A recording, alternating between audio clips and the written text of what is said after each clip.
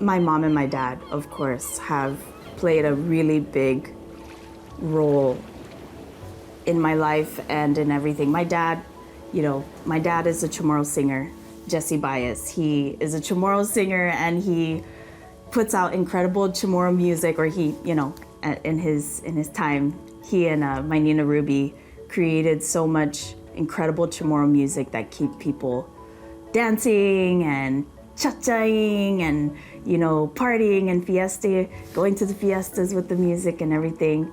And, I think when you reflect back, you would think like, oh, your dad sings in Chamorro. Elyse, how come you can't speak Chamorro? Your parents have this knowledge, they have this connection to the culture, and you would think that it would get kind of passed down in that sense. And unfortunately, during that time frame, that wasn't the focus. They were doing what they could, our parents. They wanted a better life for us. They wanted to see us, succeed among other Americans out here. And so that's what they invested in. And I went to Muña Elementary. I went to FP Leon Guerrero for middle school, and then for high school I went to Academy. And throughout that entire time, I think everything that was taught to me, everything that was communicated to me was this idea of making it in the US, right? Like going off to the United States and going to college and living the American dream and all of that. There's this motivation that was almost like ingrained in us, right? To pursue success through American ideals. So when I think through my transition coming from Guam, I was so excited. I was so excited to explore the big world outside of our island. And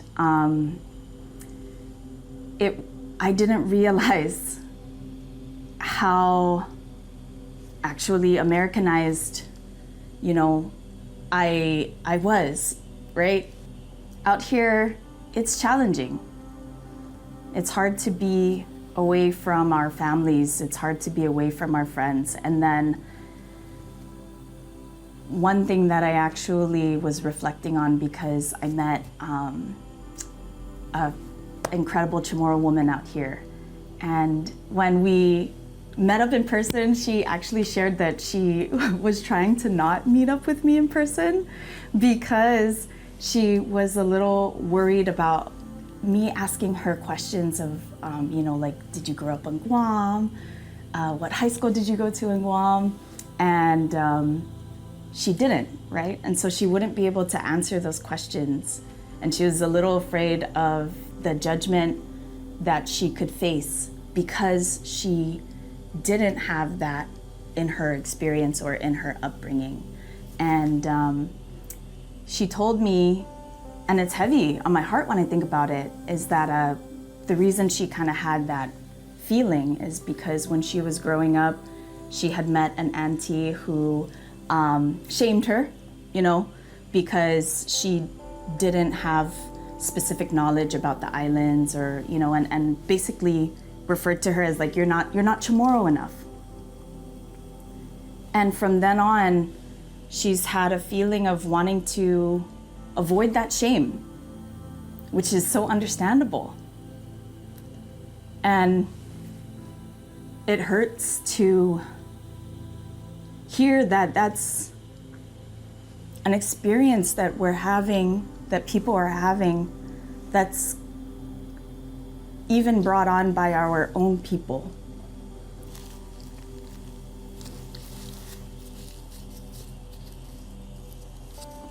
And there were many times where I felt that. And I think you get to a point in your life where, you try to find out more about who you are. You're trying to find more purpose. and connection, more love. And that's, thank you. That is what really brought me back to like making this content, because I wanted to connect with people. And I think that's been so beautiful for me is like the way that people have been resonating with it.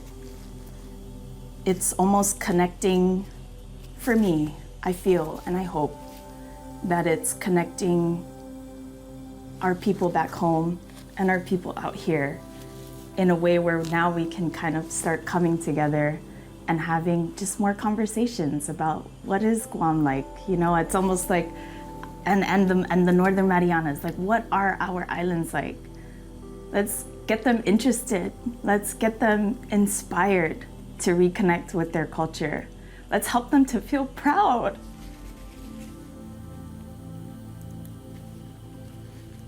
Like proud of everything we've overcome. Proud of everything we continue to do.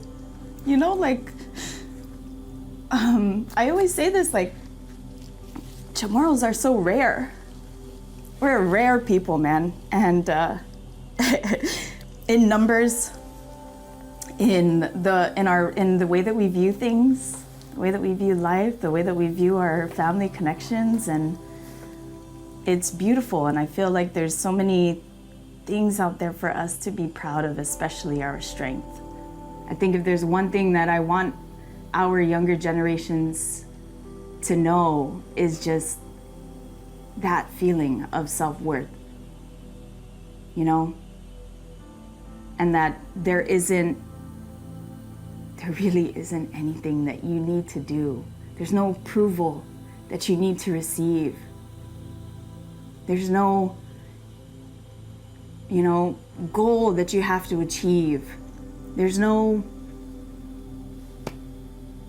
end game that you're going to reach that's going to get you to a place where you finally feel like, I did it, I'm here, you know, I feel that love for myself and whatever, it's there. And that's just something I think that we start to understand more and more as we get older. But the Chamorro side, the culture, it's just another beautiful facet of who you are. And there's so many facets to be seen, and there's so many ways to reflect that light that you have within you. And that's the part that will really permeate beyond your own reach, is the warmth and the brightness of your light wherever you are, no matter who you are, no matter what happens in your life. It's your existence, you're here, I'm here, and we are. Being out here in the diaspora, I've met so many families, and I've had, you know, I just feel so grateful that I actually have these communities and these families that I can connect with. And there's so many events that are happening out here. More and more people are coming together and really realizing, right, that it's time for us to create spaces that are for Chamorros specifically. The beauty of a Chamorro specific event, it's so amazing. And it's actually, besides fiestas, right? Because we have fiestas back home in Guam. We have the village fiestas and all of that. And so sometimes out here, the Chamorro families would come together and they'd host these really big village fiesta gatherings also, which is so cool. So they'd have like the PD fiesta out here, or the Hoggett fiesta out here. And of course, as many people come together as possible to you know, eat food and to hear music and to dance and to just have connection and to build all of these relations with one another. And now it sounds like, and it's apparent that we're starting to even develop more and more events outside of just that, right? So Recently, we had CHamoru Day that was hosted by Gumet Mahi. We have Mariana's Festival, which was Oregon and Washington. We have Telu Fest that's happening in San Diego. We have the Liberation celebrations that are happening during the summer. And so all of these are just really cool opportunities for us to come together and just, man, like be Chamorro, you know what I mean? And it feels so good. Like the first time I went to Mariana's Festival, and that's hosted by the Magi group out here, Mariana's Alliance for Growth of Islanders. And through those relationships is the building of more community, is the building of more beautiful ideas, more art, more creation. And now there's so many small business owners that are, you know, creating more of these little products and things that people can have to stay connected. And they're coming together and creating things, and that whole process is done through these opportunities, you know, to meet people and to have those like-minded conversations. And that's the other really cool thing, is that once you meet these folks and you hear their stories, you hear their experiences, you're like, wow, I get it. I get you. I know where you're coming from. And I'm here for you. I'm here to let you know that you're not alone in this. You know, what you're feeling, I feel too. And the more of these events that I do, you know, I enjoy the emceeing and going to the concerts, the more people you meet that are also on this journey of self-discovery. And so we're all in this like-minded consciousness, I'd say, and together bringing more and more people. So I think that's the goal too, is the exposure for our younger generations, for them to see, for them to understand their culture, and then for them to also choose if that's something that they want to put more energy and time into discovering for themselves. We give them the resources and the access, we give them what we can with the culture, and then at some point it'll be up to them to kind of choose, you know, what it is that they want for themselves. That's something too that, you know, I don't think we can ever force people, because the more that we force people, the more resistance there might be. So just keeping it open for everybody to say, hey, we're doing what we can here. You're welcome. You're wanted. You're loved. You're accepted here. And then to let them come and discover that for themselves and establish the real purpose for themselves. Because I think that's what it is too. It's like forcing people. If you're forcing, then it's not a deep desire within them. It's that deep desire that's going to come through at some point that will really, really continue them through on this long journey. It's a long journey. You know, I'm just starting. And I love that there's so many people out there who have already built so much of a foundation for us, for me. You know, people who are building whole language courses, who have all of these new ideas and nonprofits and things that they want to create. They're doing the work, the heavy lifting, so that when our younger generations come through, there's much more for them to work with. Because as we start to leave, that responsibility is going to now be on them. And we have to leave them with what we can, you know? Because at some point, it's going to get harder and harder to access all of those resources. But we'll make it as abundant as we can while we can.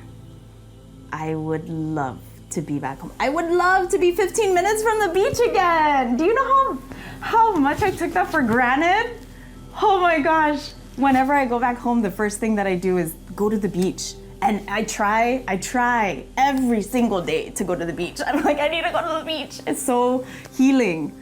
You know, and we take it for granted, and there's all these people out here spending so much money to go to these, tropical islands to go to Hawaii and all of these places. And it's like, wow, like how fortunate are we that we have our little paradise. Yeah, it's different. And I can't wait for when I do get back home. It's gonna be a riot, man. I mean, knocking on people's doors.